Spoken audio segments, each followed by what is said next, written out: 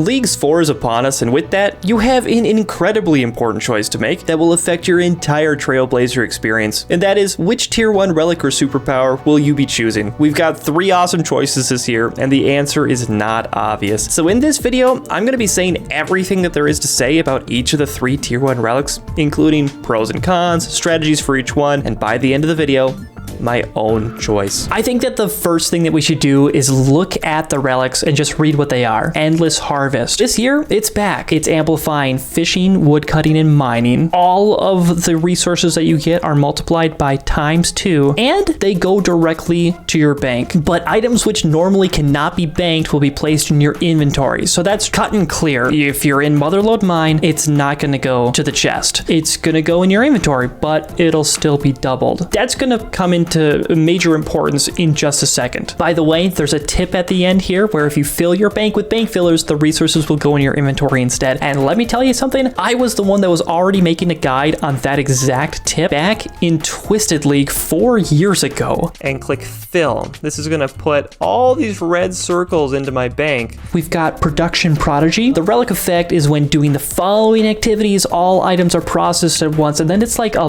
bunch of specific things that happen, and you just click it once and the whole inventory gets processed. We're talking about cannonballs, fletching logs, stringing bows, cutting bolt tips, just like anything that takes a bunch of actions, it just all happens at once. Obviously, you get the full experience plus a 25% chance that you just get an extra one, and then also you get experience for that one too. And then finally, and this is kind of a big one, your crafting, smithing, herblore, fletching, and cooking are all boosted by +12. It's a visible +12 boost, but there is a new kid on the block, Trickster. This is kind of a really unique one. The community is rallying around the icon on the relic because there's a clown on there, so a lot of people have been spamming clown emojis whenever they're talking about Trickster. The most exciting thing is the first one. You automatically re-pickpocket your target. Some people were reading this at first and were like, okay, so I pickpocket once and then I pickpocket a second time and that's it? No, that would be dumb. This is extra interesting to me because the past couple of months has been the community shouting for more and more AFK things. The mining drama in particular has shown this to be true. And so we got into leagues, and then what if thieving was entirely AFK? Trickster makes thieving AFK because it doesn't only re-pickpocket. I'm just going to jump down to the bottom line. You cannot fail actions for thieving, agility, hunter, and fire making. That's crazy. Pickpocketing is amplified even further. The loot is doubled and noted when you're pickpocketing monsters that give more than just coins. That's a huge deal. Coin pouch limit is multiplied by 3. You start the game with a coin pouch limit of 28. Multiplied by 3 is 84. And unless you take Kandarin and are able to do the Elite Kandarin Diary, you're going to be stuck with that 84 limit for the entire league. If your character stops pickpocketing at that point, will be a discovery to be made. That'll be interesting. This got the community really excited and actually taught me something that exists in RS3. The Trickster relic, you're gonna get another item, which is the Sage's Greaves. And they're like boots. You put them on and they grant agility experience that scales with your agility level when you run. So you just get agility experience drops all the time as you run around the game. It's amazing. Now we're talking about Hunter, so box traps lure creatures faster. The loot from the box traps is doubled. Impling jars can't break. That's not too big of a deal. The cutest one is you can burn up to 9 logs simultaneously. So Trickster, I think, is appropriately named and the most unique tier 1 relic that we've seen yet. Now that we just know what all 3 of them are, maybe your mind's already spinning with strategies and stuff. Let me just list them out for you. Endless Harvest. When I hear people talk about Endless Harvest, I hear a resounding theme. AFK. I'm woodcutting right now. I'm AFK. Once these logs show up in my inventory, I'd be able to walk them over to the bank and put them in. Endless Harvest amplifies that even further. Logs are doubled and sent directly to the bank, so we never have to bank. Only thing that we have to watch out for is when this tree falls, and that's amplified after the release of Forestry. We could have a whole bunch of people on one tree, and you'd end up with a consistent timer for how long it takes for that tree to fall, and you'd just be having a great time. In years past, this relic was a little bit different, where it was cool that you were able to go to a fresh tree alone, a tree that no one would ever chop normally because it's so far away from a bank. And that was good pre-forestry mechanics where you could get your own tree. but that's just kind of out the window this year. Instead, everyone's just going to pile up on the same tree. I've got an office job. I don't have too much time to play leagues, so I want to take Endless Harvest so I can click on a tree, get a bunch of resources, and just be totally loaded in my bank with piles of logs, piles of ores, piles of fish. It'll be great. Well, I think that's where this discussion is leading us to. How AFK is this relic really? When I think about normal woodcutting, I think about it as AFK already. You can click on the tree, and instead of just re-clicking on the next tree, which is a single click, I now have to bank. Instead of like a 1 second action, it is a 10-second action. You don't have to invest your mind too much in banking these logs. It's amplifying the AFK-ness of an AFK skill. For what product? We get a whole bunch of logs, and that'll be useful for getting 99 fire making, 99 fletching very easily. But wait, is woodcutting the only source of logs in the game? No. Not exactly. So woodcutting's kind of already AFK on its own. Fishing, same thing. But really, one of the biggest strategies that you're going to unlock with Endless Harvest, Carambuan fishing. What's so cool about these is that these fishing spots originally weren't intended to sit still, but just the way that they behave and have never been changed is that they do sit still. This was already famous in Shadowed Relics. You could just sit here and fish AFK like crazy. If you have Endless Harvest, you're sitting here getting double the Carambuan that I'm getting right here. They're getting sent straight to the bank, and you could just sit here all day, 25 minutes at a time. One of the most AFK things that you can do. Mining still requires you to click from rock to rock. Yeah, you don't have to bank anymore. It's still not exactly very AFK. You get ores faster. And then let's talk about Motherlode Mine. One of the biggest bonuses that Motherlode Mine gets is that it's a trade-off. Usually you don't get very much experience, but you do get AFK time. With Endless Harvest, it doubles the amount of pay dirt that you get, so your inventory fills up twice as fast. And so Motherlode Mine suddenly becomes very, very bad, I think, with Endless Harvest. That is if you chose Asgarnia at all. So there's a lot of things at play here. So if the goal is purely AFK, you might not be accomplishing much by picking this relic. Second of all, there comes a point in leagues when you reach a certain amount of experience where the game stops rewarding you leagues points, which is the entire point of the game mode.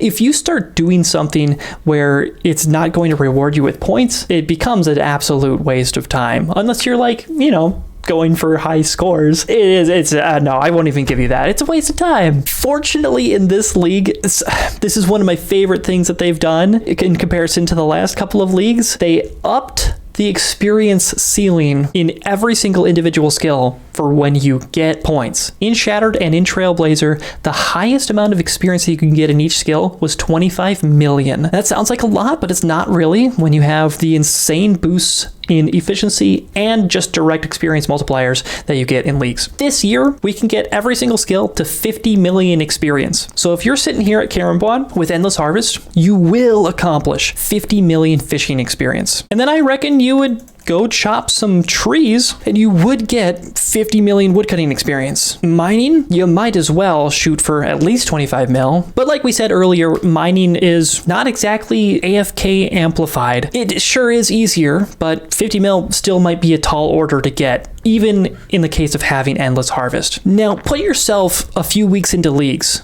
You've set yourself nicely at Carambuan, and you've got the ×2 experience because you chose Endless Harvest. You also have ×16 experience because you're at the end of your league's progression, and you're just ramming Carambuan. And all of a sudden you realize, oh, I'm already at like 35 million fishing experience, and 50 mil is like just around the corner. Once you reach 50 mil, I think that fishing beyond that point is going to feel bad. It's not gonna be worth any points, and you'll already have 40,000 Carambuan. I did not do the math, by the way. I don't know how many Carambuan you would have. So I get the feeling that that could be the story with all three. You could end up getting 50 million woodcutting, and either 25 mil or whatever feels worth it to get in mining. And then all of a sudden, those three skills are the ones that were amplified by your tier 1. And suddenly they're all done and it's over. Endless Harvest, I think, comes up short in that regard. I think that it amplifies those three skills very, very much, but I think that if you're a true AFK fan, you probably don't want to choose this one in order to think that you're amplifying your AFK-ness. Here's another massive aspect that I'm really glad that I delayed this video before we had more information to come out first. Here's the crazy thing. Jagex revealed another relic, and it's not a tier 1 relic, but it affects our tier 1 choice greatly. That's right,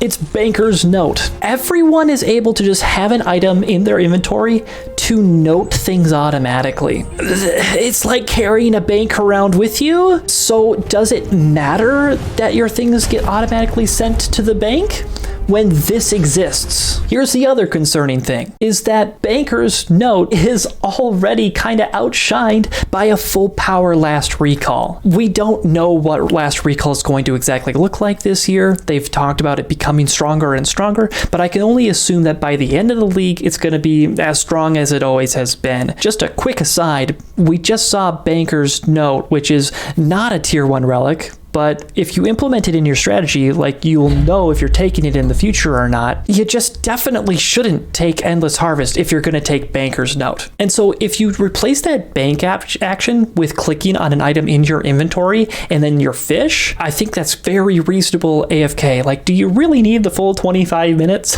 I don't really think so. Before talking about the pros and cons of Endless Harvest, I think that we've done that. My biggest pro is coming over here to Karambons and just sitting for the full 25 minutes. And in fact, that's one of the only strategies I can think of for Endless Harvest. So all that said about Endless Harvest, and I've been pretty negative so far, but there is a combo to make. They haven't exactly released the full details on this, but we've seen a relic in the past, and based on leaks and things like that, we have pretty confident knowledge that we're going to get a relic called Infernal Tools again. And if you combine Endless Harvest with Infernal Tools, that's where things get a little cool. Infernal Tools makes it so that you automatically get 3 items given to you for free, and they're the Infernal Axe, like I'm holding right here, the Infernal Pickaxe, and also an Infernal Harpoon. And the thing that's cool about Endless Harvest in combination with Infernal Tools, in leagues they work a little bit differently, where if I chop a tree with the Infernal Axe, both logs will get lit on fire immediately. That amplifies your fire making experience. So if you don't take Trickster, which amplifies your fire making experience, you could be covered if you took Infernal Tools. And then the same goes for the Harpoon. If you fished with it, you would get double loot and they would get cooked automatically. So what would you be using that harpoon for? It could be 2-tick swordfish and tuna, or sharks. If you're going for experience, the 2-tick swordfish and tuna is kind of fun and satisfying to do. I personally love doing that. So I checked around just for the heck of my own curiosity. I wanted to know if you could 2-tick swordfish and tuna in Mistlin or Karumja, and this seemed to be the best candidate on the north coast of the Isle of Souls here, but there's no monsters to reset your tick cycle. So looks like no, you would have to go to Zaya in order to accomplish that. Endless Harvest, when combined with other relics, could become worthless, or it could amplify double the skills. It could add smithing, cooking, and fire making to your amplified skills. And they would actually help out a lot, because I've heard horror stories of people having Endless Harvest, getting overloaded with a ton of resources, and then it just sucks to use them because you don't have Production Prodigy, which is what I think we should talk about now. The second choice that you might choose is PP, Production Prodigy. We've seen this before, or another version of it, and this year it's pretty cool. When this poll first came out, and we had no other information, or at least not as much information as we do today, there was a poll. And you know what? Production Prodigy won. In a reply tweet to the explanation of the tier 1s, Endless Harvest got last place, Production Prodigy won with 43%. Half of people saw the success of this in previous years and were like, we're doing it again. Trickster? Seems like a bit of a gimmick. It's Production Prodigy all the way. So check it out, guys. I personally picked Production Prodigy, and I've got an inventory full of sapphires. Ugh, it's gonna be such a slog to craft these. What? Wait a minute, they all got done at once. I mean, I know that was cheesy, but that's basically the gist of what Production Prodigy is. It also has the boost of you're going to be able to access content faster because you're going to have a visible level that is plus 12. So immediately when you log in, a bunch of these skills are going to say 13 out of 1 rather than 1 out of 1, which is really handy. Proponents of prodders talk about this like it's the greatest thing ever. It takes a lot of bank standing, usually, to process these things. Can we just look at the list again? Cannonballs is a big one. Cannonballs are like famously really slow to process. The thing about cannonballs though is that in leagues, Trailblazer specifically, it's really hard to have chosen a region combo that allows you to even have a cannon. A cannon is a double region requirement item. And that's not the worst thing in the world. Asgardia and Cannon are both strong. They're kind of like, I refer to them as the glue regions. Almost every single player is going to end up with at least one of those things to help bring them into 2 other regions. Or 1 other region if they take them both. If you're making cannonballs, you're going to have Asgardia and Kurend. And if you happen to have picked Desert, which would have given you access to the double ammo mold anyway, the double ammo mold wouldn't help you in the slightest. But if you're fletching logs, stringing bows, cutting bolt tips, those will all happen all at once. You'll save a bit of time. You'll still have to bank stand, but it's gonna significantly cut down on your bank standing time. But when you are bank standing, you are going to be clicking like a madman compared to normal. Some people really shy away from this because you lose some AFK time. But at the end of the day, if you're a serious player, that's a really good thing. The craziest thing that I've heard about Production Prodigy and how it's different is if I have this full inventory of grimy quorms, I could click this one. The entire inventory has just been cleaned at once, but also get a bonus 25% of them added to your bank. 7. So then you make your potions, your unfinished potions. Do I have any? Yeah, add the herb to the vial. All of this has now been done at once, and an extra 25% of the product has been added to your bank. Then you make the potion. Now I'm going to make an inventory of super strength potions. All of this just got done at the same time, and I got a bonus 3.5 potions added to the bank already. Is this not absolutely insane? When it comes specifically to potions, which are specifically a really important resource, serious players, good players, saw this relic and they thought, I'm going to maximize my time playing the game and avoid as much bank standing as I possibly can. Bank stand skills, yeah, they're AFK and they take a while, but honestly, they ultimately feel pretty fast. They're not like the famous, like really long grinds. Like no one thinks of Herblore as like a long grind. They might think of it as like more like of an expensive one. Because once you have the money, you just buy the materials and you bank stand for a while. Don't get me wrong, like it still takes hours and things, but it's nothing compared to Slayer. What else is there to be said? If you look at what I'm doing on screen right now, combo skilling. This is high alchemy rooftops. So I'm doing agility and magic at the same time. If you don't take Trickster, you're gonna have to be responsible for 100% of the agility experience that you end up getting. So you might find yourself doing a lot of rooftop courses. Banker's Note came out. And if you catch my drift, this multi-skilling method is popular because it's effectively 0 time. I could be not doing this magic training, but it's not taking away any of the ticks that I'm spending on agility. With Banker's Note, you can effectively bank stand anywhere in the game, making all of your production skills 0 time. I keep hearing this argument in terms of, wow, this makes Production Prodigy really good. But I really get confused by that because it also does the same thing for everyone that doesn't have Production Prodigy. It's still 0 time. So I'm gonna ask my chat right now, why do people keep bringing this up in terms of Production Prodigy? Okay, chat, 0 time. How late will Banker's Note be? Probably like tier 5. So, I mean, at the end of the day, I think that the multi-skilling with or without Production Prodigy is probably going to be a lot of clicks. You'll have to unnote the thing, and depending on what it is, some things won't be worth it, like cutting gems. Probably won't be worth it to run rooftops with. But this is not the only thing that you can do while multi-skilling. You can be killing Hydra and cutting sapphires along the way. At the end of the day, it's the same benefit, so I don't think that argument really applies. I don't think multi-skilling is really helped that much. It's just the same amount of better as it is from bank standing. So when it comes to multi-skilling, I don't really think that the argument is there that Production Prodigy actually amplifies it in any way.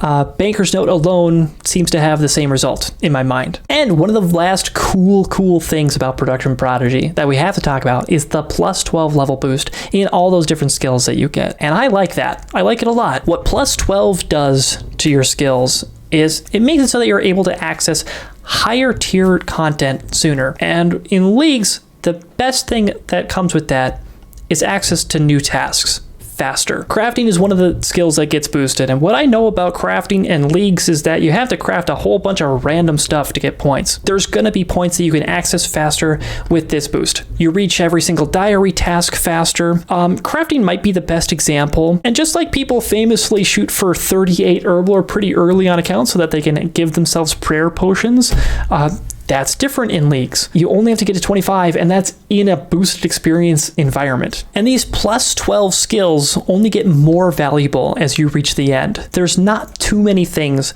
that you get unlocked at higher skills. But for example, once you reach level 87 in any one of these skills, you're effectively level 99 at that point. So they're fun, and they definitely help you in the early game. But the fun thing about this relic and how much it helps you in the early game, it does entirely fall off in terms of the boosted levels by the time that you max your account anyway. But the ability to process items instantly never goes away. So in a great sense of things, this is one of the best late game tier 1 relics. So I've got a question for myself. Why don't I like it? Let's talk cons. So I've got memories from Trailblazer 1 where I chose Production Master, and I talked to plenty of people, and we all decided, yeah, it's the one that helps you in late game the best, so I'm gonna pick it. In Trailblazer 1, I would have enjoyed a little bit more AFK time. And the thing with Production Master and Production Prodigy this time around, I just know for a fact, it's a little bit of a double whammy. I think a lot of us RuneScapers have this anecdote burned into our memories. What was our first level 99 in the game ever? Mine was fletching, and I am talking about like 15 years ago at this point, but the reason that I was able to get 99 fletching first is because it was an AFK bank standing skill.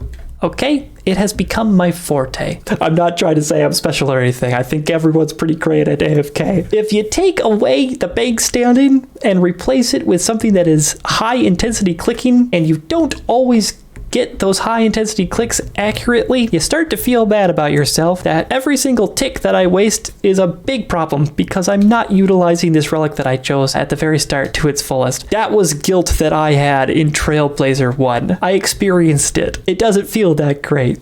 And so the double whammy comes from removing an AFK thing and replacing it with a high intensity click strat. That is very, very strong and very good, but you do have to know thyself and know if you're going to utilize it to the fullest. I'll leave it there. Specific strats with Production Prodigy that we should address before moving on from this. Now, crafting is a skill that no one really needs to worry about because we all have access to the Fossil Island. It gives you access to giant seaweed, glass blowing. That's how I got 99 crafting in the previous leagues. One super cute thing that anyone could do, but Production Prodigy can do better, is to come to this shop. Shops work differently in leagues, is that you're able to buy an uncut sapphire for 25. You can chop it and sell it back, and it's worth more. So it's a money-making method, and it's amplified by Production Prodigy. The sapphire store required access to Asgarnia. This one requires access to the desert, but we've got an emerald here as well. So we've talked pros and cons of the first two choices.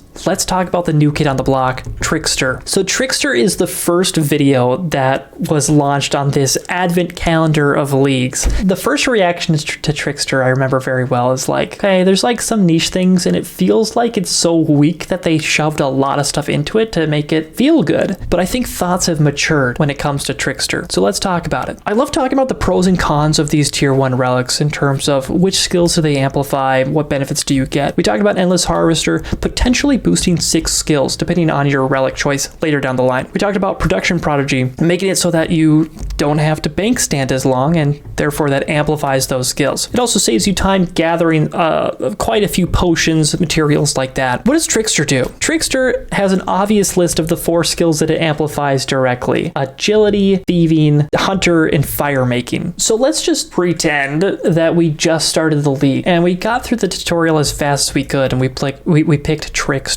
We ran over to this man and we clicked pickpocket. I'm really excited to see this, that my character is just going to keep on pickpocketing, I'm hands-free at this point. I'm hands-free. Other people have gotten the guy to say, "Oi, blimey, mate, what are you doing in me pockets?" But I'm not going to hear that a single time this league as a trickster. It's 100% success rate on men, yeah, but as soon as you get to the next levels, usually you have a little bit of trouble pickpocketing the fresh monster that you got to. You can immediately transition over to the highest monster that you could possibly pickpocket and have it be at 100% speeds. And the crazy part about that is that in the main game, the higher tier NPCs like Tazars and elves and fires never really get to that high of a success rate that you're constantly pickpocketing them. This is going to be untold new experience rates for thieving. So sure, thieving's fun. I think we'll talk about it more in a second. Let's talk about those boots. In the video, you saw some dark red jad colored boots. Solo mission was running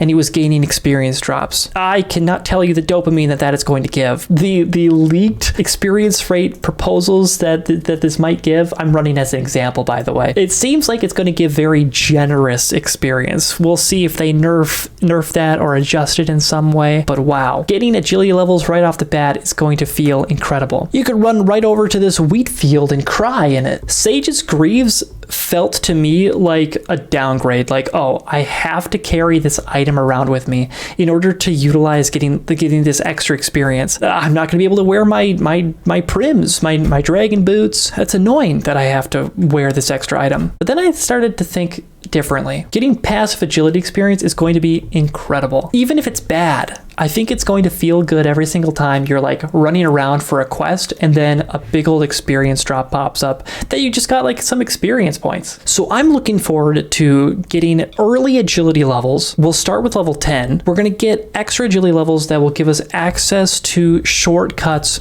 perhaps faster than the average player, or you can skip some agility grinds altogether if it happens to be that way. If it doesn't, well, that's okay. There's a decent amount of points wrapped up in doing specific rooftop courses anyway. Spend a little bit of time doing those rooftop courses to get those points and then get out of there because you're doing 0-time agility experience, baby. When it comes to specifically agility training, in past leagues, there's been some interesting things where I found myself doing so many agility laps that I was in danger of going above the 25 mil agility task, and I still had like monkey laps to do in Kandarin, for instance. Your region choice is definitely going to affect your thoughts, specifically on the agility portion of the tier 1 relic Trickster. So if you have Kandarin as a choice and you're gonna do monkey laps, Sage's Greaves are a little bit less important for you. That said, everyone has Brimhaven laps to potentially do. Everyone has a certain amount of rooftop courses to do. So yeah, you're gonna get a lot of agility experience doing the courses specifically for tasks. But I think even if you take every single region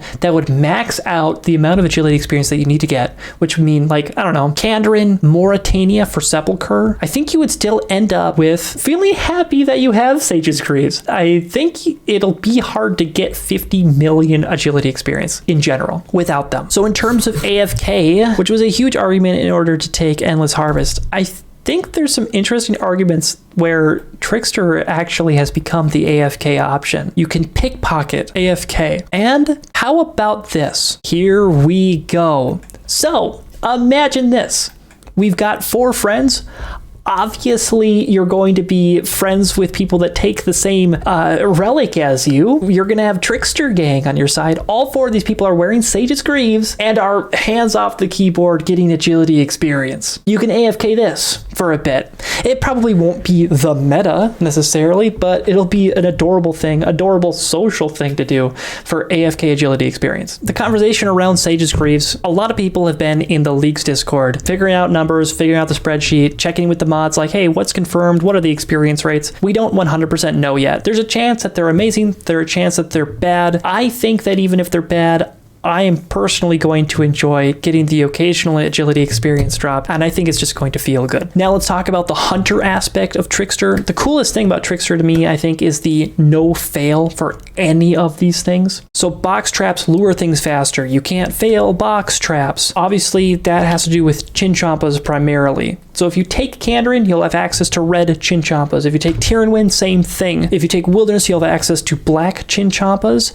And then everyone else, and Zaya, they've got access to gray Chinchompas on Isle of Souls, or Zaya, like I said. Chinchompas don't exactly fit into my strategy or are necessary for it. Depending on your regions, this could be stronger or weaker for you. I think if we're thinking of Trickster and fire making, we need to have a little bit of a history lesson. People used to do fire lines all the time, and in fact, in the original Trailblazer, when we didn't have access to Zaya at all, I was proclaiming this in previous videos. Like, okay, we're gonna be going back to the fire line meta, and people find fire line places that are convenient to do. One place is the Grand Exchange. One place is right here because you can just teleport to the center of Varrock and light fires all the way down to the West Bank. But fire lines went a little bit extinct when Wintertod came out. The player base has somewhat forgotten about that, unless I'm naive. Maybe everyone knows about these still. But the weird thing is that a certain tier of log actually is more experience per hour than Wintertod ever is. It's just that people still don't tend to do them because Wintertod is free, and in fact, it gives you some money to participate in the event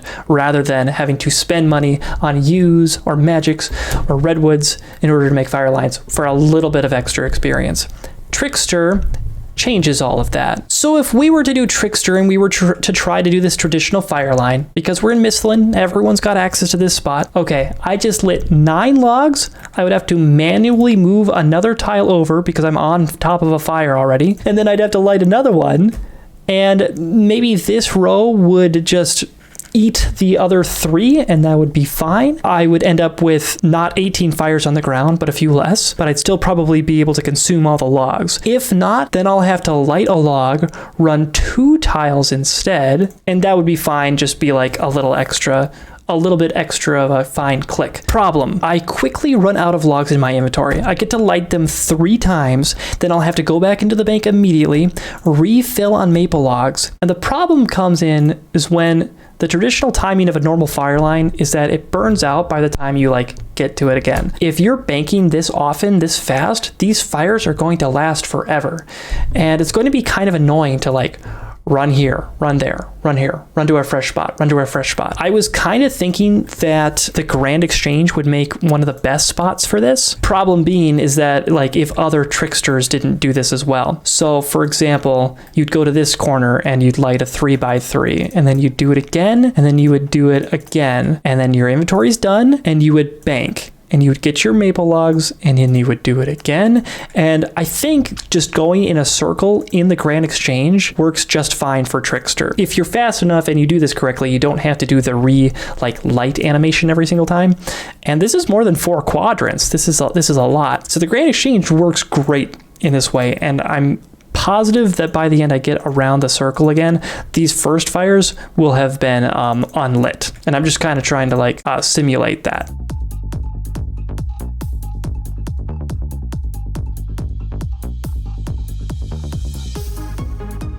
Okay, so I think that with better placement, this would work, but it's surprising. It's surprising how close that was. I think you will find space. I think that you could teleport anywhere in the game and then last recall back to a bank, and that would be just fine. Even if you had to come out to this region of the Grand Exchange, just a little bit further of a run, it's fine. Also, if you do happen to take Zaya, Trickster does amplify your burning in Wintertod. We don't have to talk about that as a giant pro though, because everyone has a little bit of an advantage when it comes to Wintertod. Endless Harvest chops the logs twice as fast. Production Prodigy fletches all of them at once, meaning more points, and Trickster burns 9 logs at once, which that's cool. I actually think Trickster is the best one at Wintertod. We'll see if you use a bonfire if it still does 9 at a time. So okay, all these things in terms of Trickster are pretty cute, but is there any late game things that we need to talk about that makes Trickster good? Well, I think that Trickster lives or dies based on your late game strategy. So let's go back and talk about pickpocketing one more time. First off,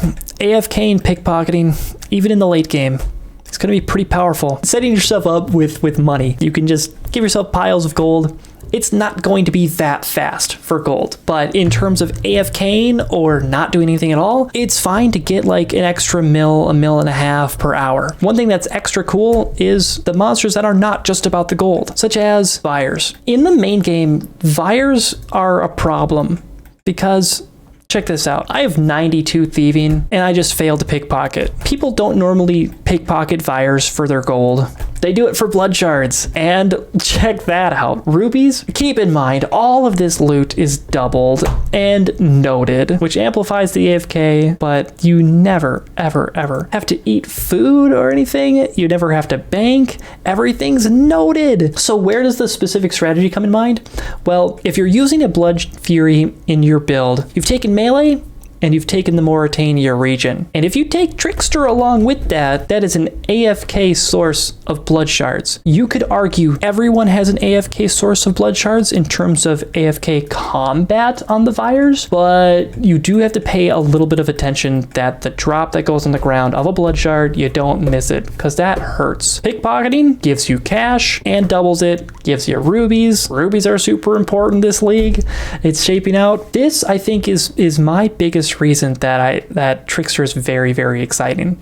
There are other applications like pickpocketing elves, getting crystal shards, and then another big one that everyone loves to talk about are the Tazars. So major caveat with pickpocketing Tazars. If you pickpocket without ice gloves, you're gonna take damage. There's probably a brute force way to get around this, but generally speaking, in order to fully AFK, you're gonna need to use ice gloves. Ice gloves come with a requirement of either taking Asgarnia or the Fremnik region. You automatically get them from the Fremnik region because you unlock the blast furnace, and they don't want you to take a region with the blast furnace without giving you the ability to use the ice gloves with it, because otherwise the blast furnace is extra horrendous. And then Asgarnia is just like the normal way to get them by killing the Ice Queen. So ice gloves make it so that you don't burn your hands when pickpocketing the Tazars. The cool thing about their loot is that you get Tokel and infinite gems. By the way, all of these things are doubled and noted, and you just AFK here, getting a bunch of experience, and this is actually crazy.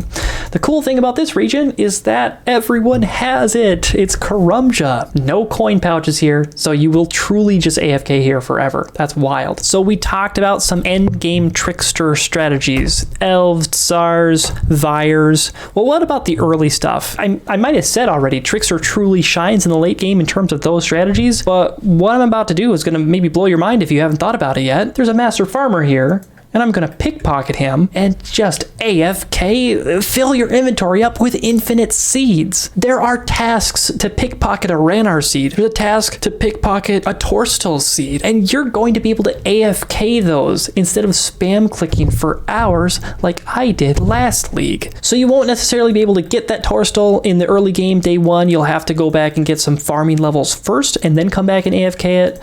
But regardless, an infinite source of seeds is amazing. Thing is, with the Master Farmer loot table, he has more than 28 types of seeds. My hope and assumption is that I'm going to be able to go through and drop my potato seeds and drop my tomato seeds and like these low tier seeds and just come up with 28 good ones, and then my character will just keep on pickpocketing and dropping the ones that don't fit in my inventory to the ground. I'm hoping that that's the case. It might not necessarily be the case. If it's not, I don't know. There's a bank right here, and it'll be okay. So here's another crazy aspect of Trickster. Clues. Clues have special behavior in Trailblazer in a region-locked league. They made it so that if you don't have a region unlocked, you can't get a clue that's outside of those regions. So if you have an infinite source of easy AFK, easy clues, like we have here, a 1 in 50 chance to get a doubled easy clue, the only steps that you'll be able to get are going to be in Mistlin and Karumja. That is very, very good to limit those things, because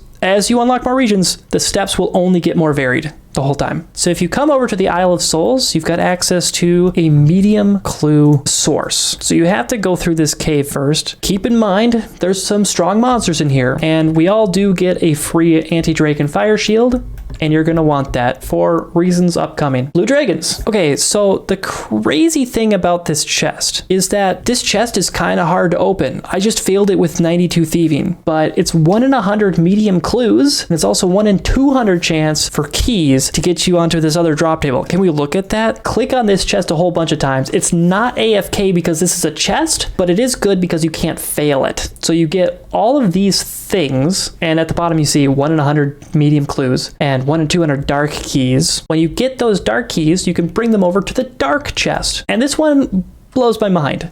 You can get these things. Check out these alks. Check out these materials. Like, you could just get a minimum of 150 nature runes, bones. This is so amazing. This is a really, really big shout to Trickster. We just spent an unironic over 3 hours talking about the tier 1s, the pros and cons, the different strategies involved. I want to take a vote how we are feeling. Which relic are you going to take? 1 for Endless Harvest, 2 for Production Prodigy, 3 for Trickster. Yeah, okay, so plenty of bias. Recency bias, streamer bias. Trickster wins in this particular group. But I do think that people have done a lot of research and changed the way people think about the tier 1 relics, and I think people are very excited about Trickster. So that was the chat vote, and you probably heard it in my voice, but the WeSkillNow choice is Trickster. I'm planning on making use of Trickster and the Blood Shard Vire method with melee. I wish you the best of luck on your journey, no matter which tier 1 relic you picked. I think that no matter what you did, there's something that's going to fit your playstyle, and every single one of these relics at the end of the day is fun. It's super fun, and that's the most important thing. Thank you for watching.